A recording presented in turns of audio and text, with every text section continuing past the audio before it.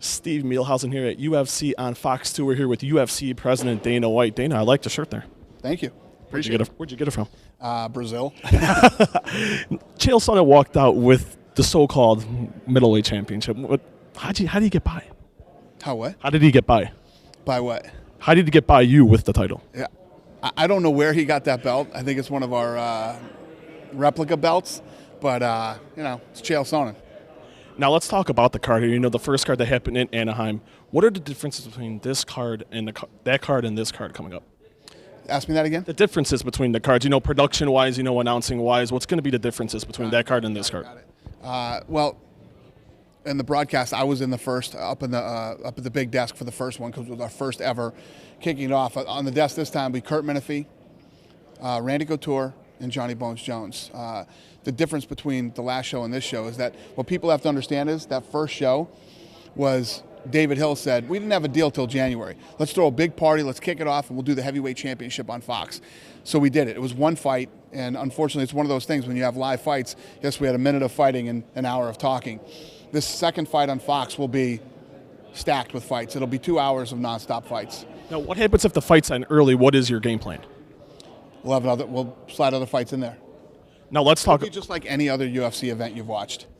Okay, now let's get to the main event. Rashad Evans, Phil Davis. A lot of people think Phil Davis is usually a mild-mannered guy. See the press conferences, he's seen the conference calls. He's a little more, get more into the trash talk. Is that what you like to see out of the guys, is to hype up the fights a little more? I like to see the guys act like whoever they are. I don't ever ask anybody to, listen, we need some hype for this fight. I need you guys. Never done that in 10 years.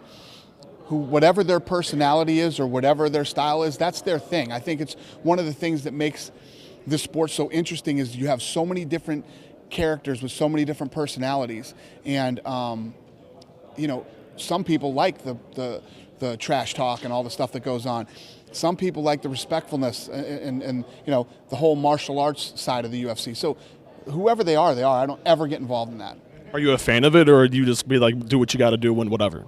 Yeah, I mean, if you got two guys, I'll be honest. It's very rare when two guys really hate each other in the UFC. When they do, it's kind of fun and exciting. It gets you kind of pumped up. But I get pumped up for the fights that are very respectful too. For instance, Dan Henderson and Shogun Rua couldn't have been more respectful to each other, and that fight was a war. So it doesn't matter how the guys act. I don't ever tell anybody.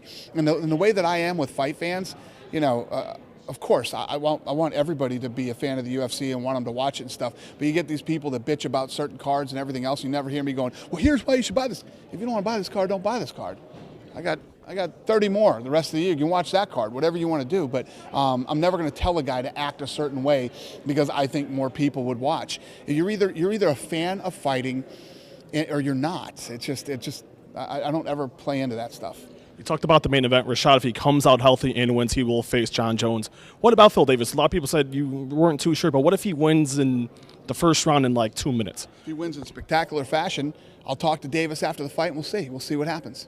Chael Sonnen said, I don't know about Anderson Silva. He said during a conference call that he had talked to Joe Silva 4 times about offering to fight with Anderson.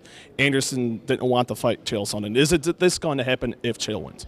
Anderson Silva was injured and is recovering from his shoulder injury. That's 100% true, 100% legit. Nobody fakes an injury in the UFC. If you call and say you're injured, we fly you to Las Vegas. You see our doctors and we find out what's wrong with you, and then we go from there. So it's not true. Nobody has ever faked an injury in our UFC over the last 10 years, meaning the Zuffa era. I had a lot of things on Twitter on my radio show about what Chael Sonnen and CM Punk, a lot of rumors floating around. And do you know anything on the update on that situation? Because it was saying that Chael talked to you guys had confirmed it, they had talked to Vince McMahon, it was okay, and then now it's not okay and on their side. Have you have any update on that? Or? The last I heard, Vince shot it down. Have you talked to Vince McMahon? Oh, I don't care. CM Punk walks out with him or not, it doesn't change my life. I mean, Chael is friends with him. He wanted to walk out with Chael, and Vince wouldn't let him. Now let's talk about a couple of issues. I talked to Bjorn Rebney from Bellator on Monday, and he had said that, with the fighter pay story with ESPN, that they had tried to contact them. They didn't want to do it. They flew to Atlantic City for one of their shows.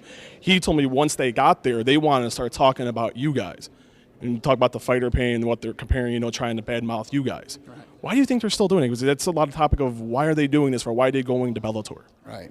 What I'm happy about, the only thing I can say about this is that we filmed them filming that report. You know what I mean? So I really don't have to say the interview that Lorenzo did, the raw, uncut, speaks for itself. I mean, if you watch that interview, who looks uncomfortable? Lorenzo or the interviewer? The interviewer. Now, have you talked to ESPN since then? Yes. What did they say? You know, we talked to the top guy over there, and we've been going back and forth. And you know, you're talking about two companies that are very passionate about what they do. I'll use passion as the word. So I think that, I'll tell you this for what it's worth. John Skipper over at ESPN has been very nice, accommodating, and fair to us, in my opinion, in talking to him in conversations over the last several years. But there is absolutely no doubt that they came out with an agenda to attack us in that story. And if you watch the story that they produced, it's leaves people to believe that we're doing bad things over here, when really this is the most amazing sports story in the last 50 years, what we've really accomplished and achieved here. And I'm just, like I said, how I started this answer off with you, I will say again, I am so happy we filmed it and put the unedited raw footage up. Will you ever appear on ESPN programming again? Who knows? Who knows? Listen, they don't need me to appear on ESPN. As long as our fighters can appear on ESPN, they deserve the respect to be on ESPN. You know, if they're the worldwide leaders in sports, right, that cover everything that is sports, how do you deny us? How do you deny these athletes that have trained since they were little kids, work as hard as they have, and have millions and millions of fans all over the world? If you're ESPN, how do you deny them that access? Because a lot of topic, you know, from people I've been talking to and just kind of hearing things on Twitter and, you know, in underground forums and stuff like that, is that everyone's like, oh, it's ESPN, you know, to be mainstream, you need to be on ESPN. I think you guys have done pretty well in the last 17 years without ESPN. Or anybody else. You know what I mean? It's not like people were jumping out of their seats and jumping in and trying to help the UFC get to where we are. You know, none of the media helped us fucking getting here. I mean, if we didn't get that television show that we bought our way on to Spike TV, we paid for it, none of this would have happened. You know, the Fertitta brothers put up $10 million when they were already 30-something million in the hole to put that television show on Spike, which was essentially a time buy. None of this would have happened. A lot of people are talking about the SOPA and the PIPA and your guys' stance on it. You guys have faced the same stance as also the WWE. You know, a lot of people are like, well, some people I'm seeing are like, well, why are they supporting this for? You know, I think it's a good idea because it's like the old saying is, if someone's trying to take money from me, I'm not sure until I want them to go to jail. Yeah, it's one of these deals where, you know, is the bill perfect? No, nothing's ever perfect. But what people have to understand is, and they don't look at it this way, if you go in and you steal a watch in a store, right, you're going to get arrested. You're going to be prosecuted. And people will look at you and go, that guy's a fucking thief. Walked into a store and stole a watch. But if you steal pay-per-views, and these are the same people that are on the internet bitching that we're not paying our fighters enough, okay? The same guys on the internet saying we're not paying our fighters enough but want to steal pay-per-views. It's the same thing. Music, movies, the list goes on and on.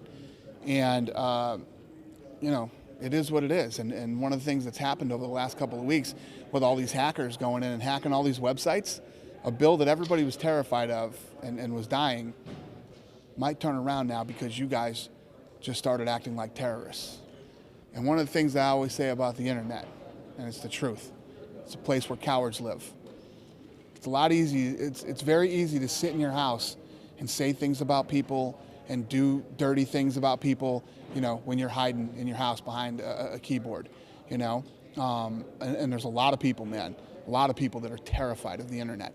I'm not one of them. They don't scare me.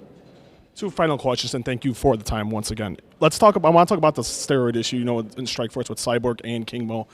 You guys came out with a statement last week I had read, and then people are like, well, why didn't they do this earlier? Why are they going with it now when, you know, this should have been done a long time ago? What do you say to people that, you know, are like, why you're taking a proactive stance now when stuff's already happened? I say, shut your face. You know what I mean? It's like, no matter what we do the right thing. You should have done it before. We do something, I don't give a shit what they think. The bottom line is we're the most regulated sport on earth.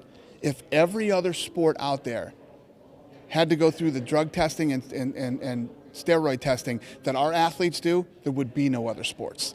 We're the most regulated sport on earth. And now we're taking it another step to try to get guys on the lower level so that people see, don't do this stuff. And the reason is for the athletes themselves. Once you start taking steroids and you're 21, 22 years old, what happens is your body stops producing testosterone. So eventually you have to get off this junk, right? And now you're destroyed. Physically, mentally, emotionally, when you were a talented, gifted athlete that could have jumped into UFC and fought here for years. You don't need this junk. And most guys do it to get an advantage or an edge, or other guys do it because they think everybody else is doing it. So hopefully by taking this position now, we can stop guys from doing this young. I know you guys work with the athletic commissions. Has anything been talked about doing random testing year-round just so this doesn't become more of a prevalent issue? Yeah, that's up to the athletic commission. You know what I mean? You know how much shit I deal with on a daily basis? You know how much stuff I get thrown at me? We're the most regulated sport on earth. Every time these guys get tested for drugs, the government is testing them. We took this extra step. Everybody wants, I don't know what else we could do. Not running around every day testing 375 guys for steroids. You know what I mean? We're running this business and building this sport at the same time.